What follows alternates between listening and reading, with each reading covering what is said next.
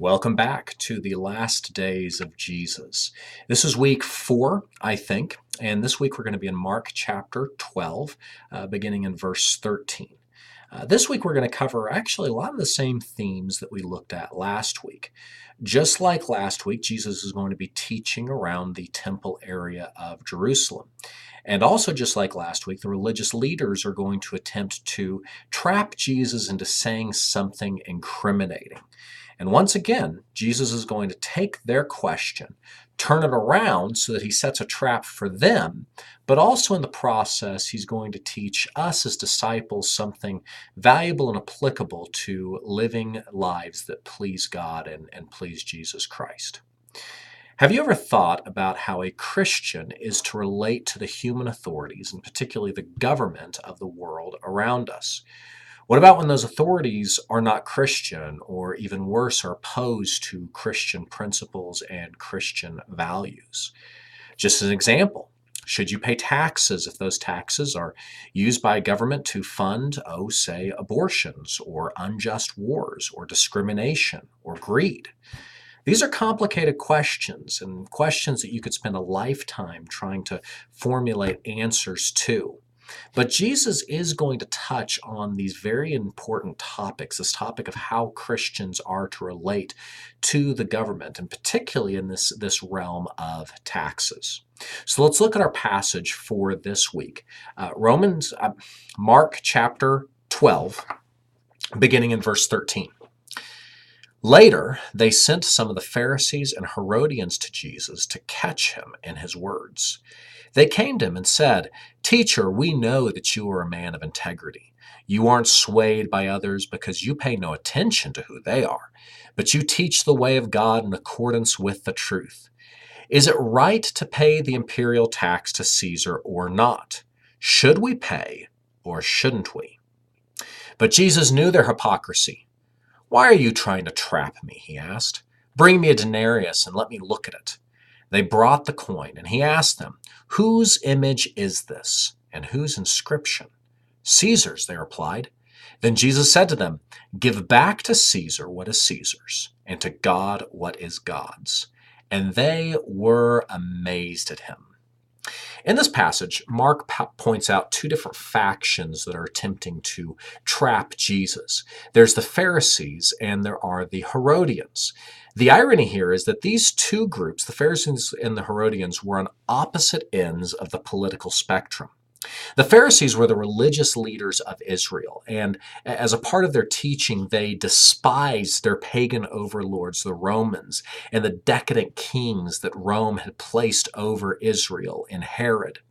The Herodians, on the other hand, as their name suggests, supported King Herod, and they also supported the Romans who had put Herod into power. These are not minor political disagreements between these two groups, but fundamental differences that set the Pharisees and the Herodians constantly at odds with one another. This would be like Democrats and Republicans today, separated not just by differing opinions on public policy, but by their very core values and beliefs. And yet, the Herodians and the Pharisees could find this one thing in common. They hated Jesus, and they wanted to find a way to shut this pesky rabbi up once and for all. Now, the question they ask him is a subtle trap.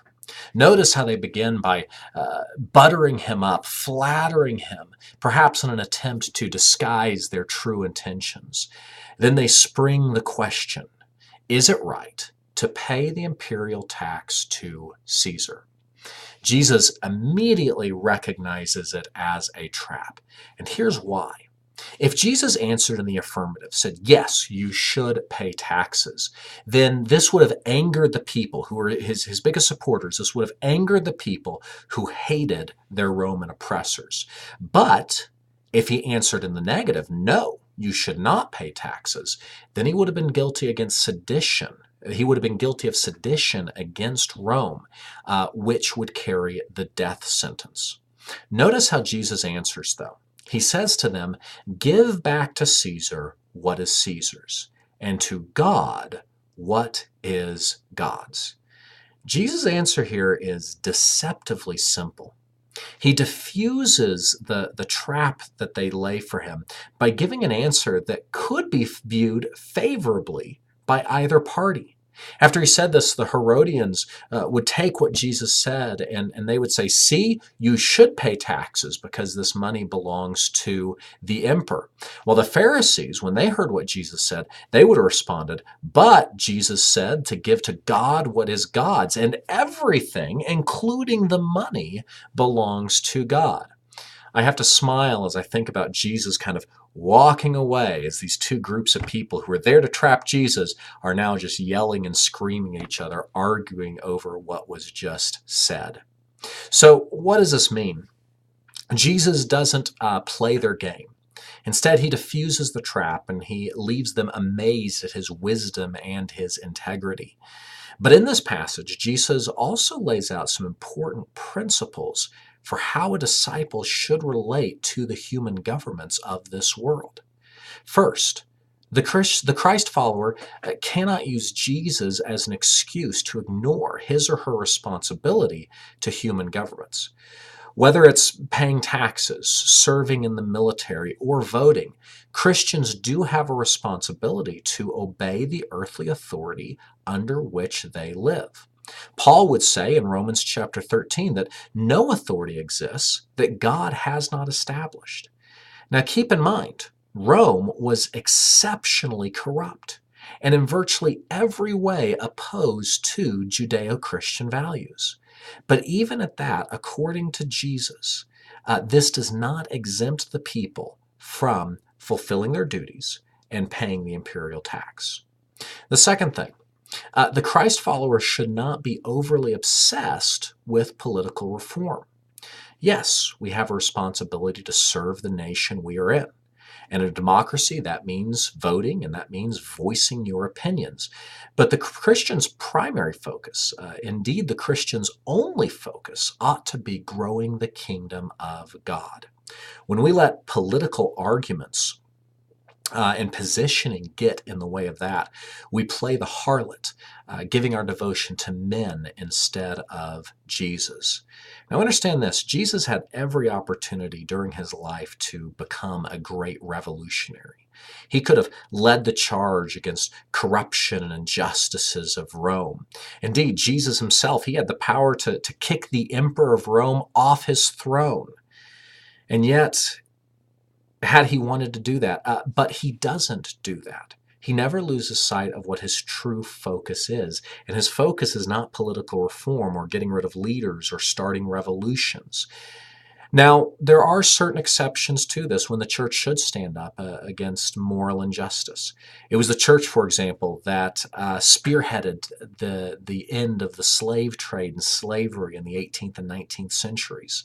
Another example would be German theologian Dietrich Bonhoeffer, who opposed the Nazis and helped smuggle Jews out of the country. Standing up for abortion today would be a contemporary example of standing up against moral injustices and being justified in that.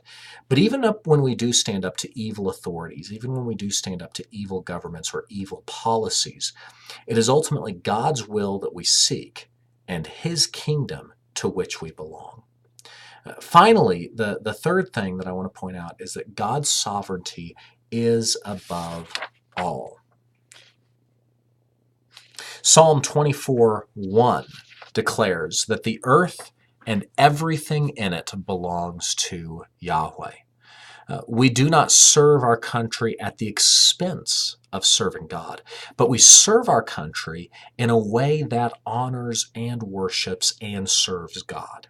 This means recognizing that our citizenship is in heaven, that we are stewards of what God has given us here, and that no government will be perfect until Jesus returns as king. Now, I've got some questions from this passage, so feel free after I read each of these questions to hit the pause button and then to start it up again after you've discussed them. The first question is this: how can you be both a good disciple and a good citizen? And are these two things ever in conflict? Number two, what does it look like to be obsessed with political reform? Why is it dangerous for the church to constantly be looking to reform politics? On the other hand, when should the church stand up against injustice and for reform? Number 3, compare the lives of Christians living in, 1, a Christian theocracy, so think Europe before the Protestant Reformation, 2, a secular but free government, for example, the USA, and 3, a government hostile to Christianity, like Iran or another Muslim country. How can Christians in each of these circumstances apply Jesus' teaching?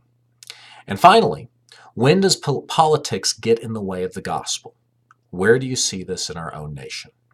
I hope you have a good time discussing these questions, and yeah, have a great week. Thanks. Bye.